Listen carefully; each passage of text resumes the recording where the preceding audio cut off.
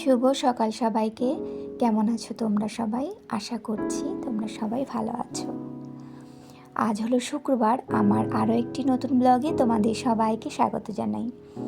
আমি এখানে দেখো সকালবেলা না একটু বিট গাজরের জুস করে নেব, আর এর মধ্যে না কয়েক টুকরো আমলকি আছে, আর 2 টুকরোর মতো ছোট ছোট এই যে 2 টুকরো হলুদের টুকরো আছে, আর একটুখানি লেবুর রস দিয়ে এইগুলো দিয়ে আমি বানিয়ে নেব। আর তবে জানো এই জুসটাই প্রথম খাচ্ছি আমি আর আমার হাজব্যান্ড, দুজনেই খাবো। তবে আমরা এই বিট গাজরের সবজিটাই বেশি খেয়ে থাকি। যাই হোক, জুসটা তৈরি হয়ে গেছে। আর এটা তো অবশ্যই যাদের শরীরে রক্তের কম আছে, রক্তের পরিমাণ, তাদের তো অবশ্যই খাওয়া উচিত। যেমন আমার আছে, আমার তো অবশ্যই খাওয়া উচিত, কিন্তু জানো সব সময় তো হয়ে ওঠে না, মাঝে মধ্যে করে খাচ্ছি। বন্ধুরা, আজকে আমার ব্লগটা তোমাদের ভালো লাগলে প্লিজ একটা লাইক দিয়ে পুরো ভিডিওটা দেখা শুরু করো, কমেন্টে জানিও, আর প্লিজ আমার চ্যানেলটি সাবস্ক্রাইব করে আমার পাশে থেকো। আর আমার মেয়ের পেটটা একটু সমস্যা করছে আবার, এই জন্য ওকে একটু ধানকুনি পাতার রস করে দেব। ও সামনে ঘরে বসে আছে। যাই হোক, হাজব্যান্ড তো বেরিয়ে গেছে অফিসে। ওকে আমি দেখো এইটুকু রস হয়েছে, ওকে এবার রসটা আমি দিয়ে দেবো, খেয়ে নেবে। ভিডিওটা তোমরা দেখতে থাকো, আশা করি একটু হলেও ভিডিওটা তোমাদের কাছে ভালো লাগবে। আর দেখো কাপে আবার একটুখানি রেখে দিয়ে দুষ্টুমি করছে। আমি আবার পুরোটা খাইয়ে দিলাম, ব্যাস খেয়ে নিল। এবার মানে মজা, মানে আমি বেঁচে গেছি। একটু সমস্যা করে খেতে। যাই হোক, এবার একটু বসে নিলাম, জুসটা আমি এখন খাচ্ছি বসে বসে। আর রান্নাঘরে একটু না ভাত বসিয়ে এসেছি আর কি। ভাতটা হচ্ছে আস্তে আস্তে, ফেনা ভাত খাবো আজকে আমি আর আমার মেয়ে। আর মেয়ে বলছে তুমি এটা কি খাচ্ছ, কেমন খেতে লাগছে, এই সমস্ত কিছু জিজ্ঞাসা করছে আমাকে।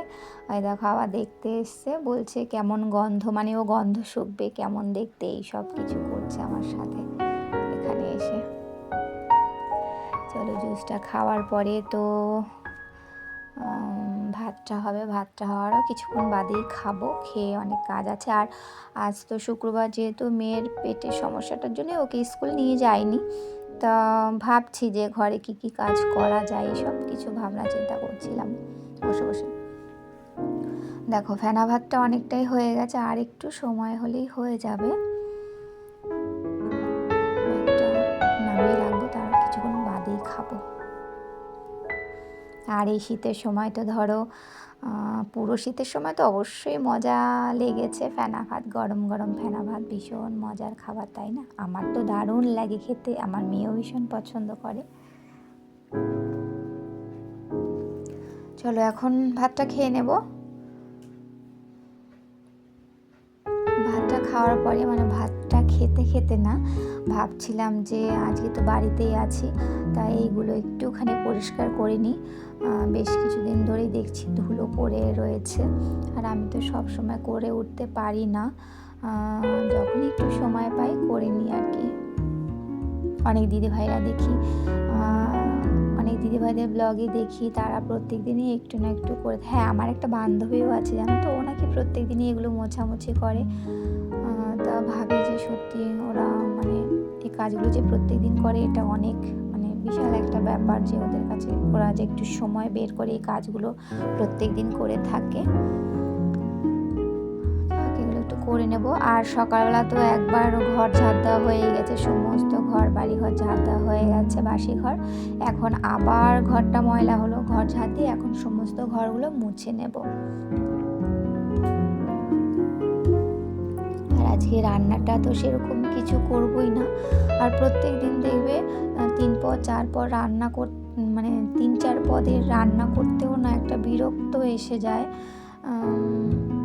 কারণ দেখো শুধু তো রান্না নয় বলো, রান্নার পরেও তো কত কাজ থাকে, মানে কাজ তো আর শেষ হবে না।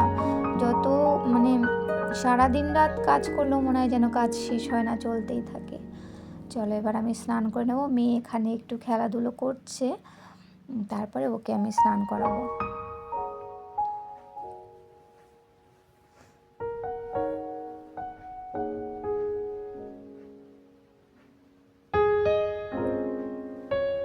এবার দেখো আমি তো ভাত ডাল করেই ফেলেছি, পেঁপে দিয়ে ডাল করেছি আর থানকুনি পাতা দিয়ে মিষ্টির বাবা ল্যাঠা মাছ এনেছে, সেই মাছের ঝোল করছি আলু আর কাঁচা কলা দিয়ে।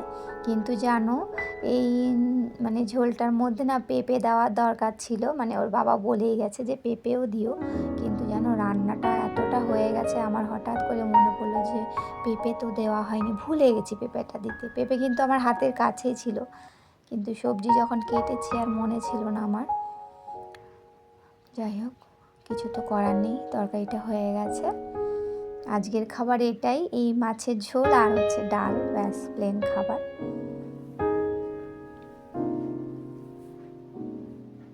মাঝে মধ্যে এরকম খাবার খাওয়াটা খুবই দরকার, আর খেতেও ভালো লাগে, তাই না বলো?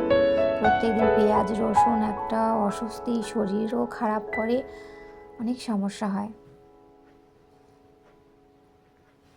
চলো এবার তো খেতে বসে পড়েছি, খাবার নিয়ে আসলাম। এই দেখো আজকের মেনু, সিম্পল মেনু। আর মেয়ে তো অনেকক্ষণ আগে খেতে বসেছে, ও খাচ্ছে পাশে, আমিও খেয়ে নেব।